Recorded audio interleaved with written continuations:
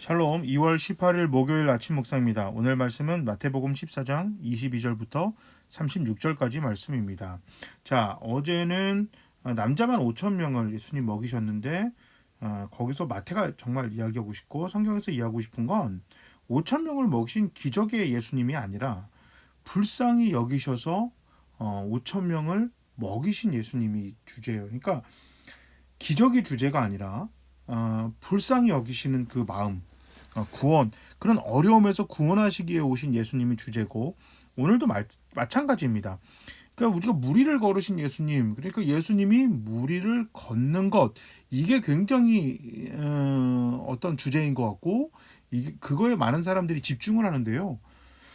여러분 한번 생각해 보세요. 예수님이 무리를 걸으신 게 뭐 대단한 일인가요? 박태환 선수가 그 수영 선수가 수영장에서 막 물에 되게 막 오랫동안 떠 있어요. 발도 안 닿는 그 깊은 수영장에서 뭐 수영을 왔다 갔다 막 뭐 계속 하고 있어요. 그리고 막 물 위에서 막 자꾸 누워서 둥둥 떠 있는 게 여러분 그게 신기한 일인가요? 박태환 선수가 수영을 잘하는 게 신기하지 않은 거죠. 우리 뭐 차범근 선수 이게 너무 늙었나요? 이게 누가 그 손흥민 선수죠 요즘엔. 그 손흥민 선수가 축구를 잘하는 게 신기한 거예요. 그거는 뭐 어떻게 보면 그 요즘엔 그 당연하다고 여길 정도로 하는 거죠. 그러니까 손흥민 선수가 축구를 잘하는 정도가 아니라 누가 공을 뻥 찼는데 손흥민 선수가 발로 공을 받았어요. 신기한 거예요. 그거는 그 분한테는 어렵지 않겠죠. 축구를 못하는 사람들 눈에는 굉장히 신기해 보이지만 우리가 무리를 못 걷기 때문에 예수님이 무리를 걸어 가시는 게 아주 대단해 보이는 그런 일이지만 오늘 본문에서 마태가 이야기하고 싶은 건 예수님이 무리도 걸으실 수 있습니다. 이 이야기가 아니에요. 자, 예수님이 무리를 걸어 제자들에게 가셨죠. 그러니까 제자들이 유령이다라고 했어요.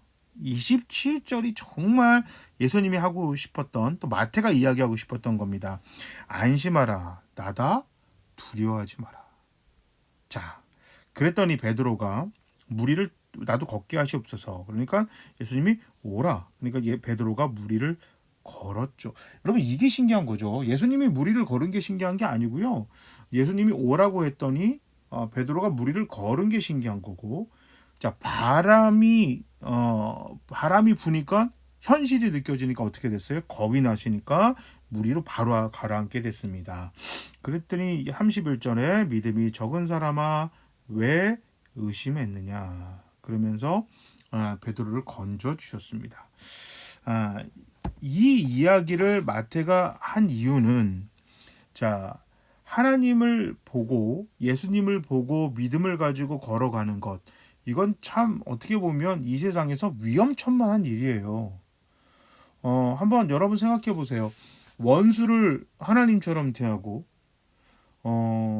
나랑 전혀 상관없는 사람들을 위해서 목숨까지도 바쳐야 되는 것이 교회가 세상을 위해 마땅히 해야 할 일입니다. 이것처럼 멍청하고 손해보고 위험한 일이 어디 있겠어요.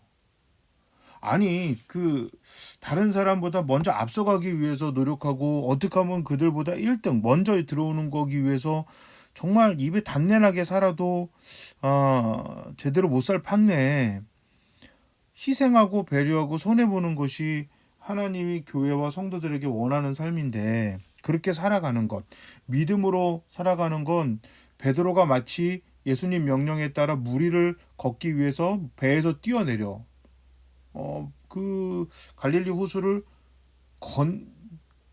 걷겠다고 한 것만큼 그 위험천만한 일인 거예요. 믿음으로 그렇게 살아가는 게 그렇게 어렵다는 거를 오늘 마태가 이야기를 해주는 겁니다. 그냥 모세의 율법으로 그냥 그 적혀 있는 그 성문화된 그거 그냥 아무 생각 없이 지키는 것 그것은 별거 어렵죠. 그렇지만 그거는 무리를 걷는 건 아니잖아요. 그런데 예수님이 지금 마태복음을 통해서 계속해서 이야기하는 게 뭐예요?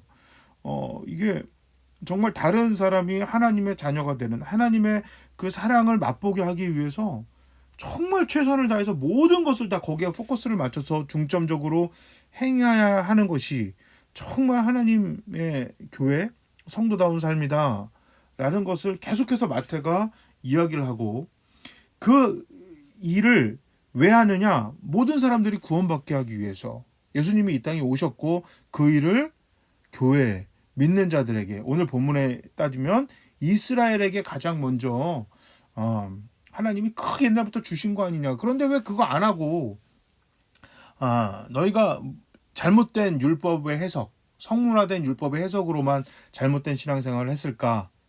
바람이 불었기 때문에 그래요. 바람이 부니까 어떻게 정신이 번쩍 들죠.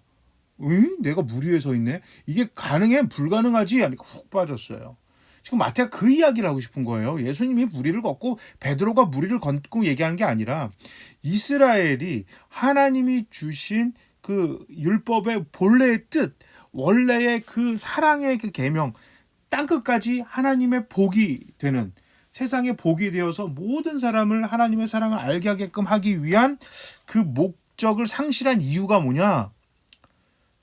위험천만하게 우리가 그렇게 어려운 일을 해내야 되는데, 실제 삶에서 그런 어려운 일이라는 걸 깨닫고 나서 안 했다는 거예요. 그래서 믿음이 적은 사람아, 왜 의심하느냐?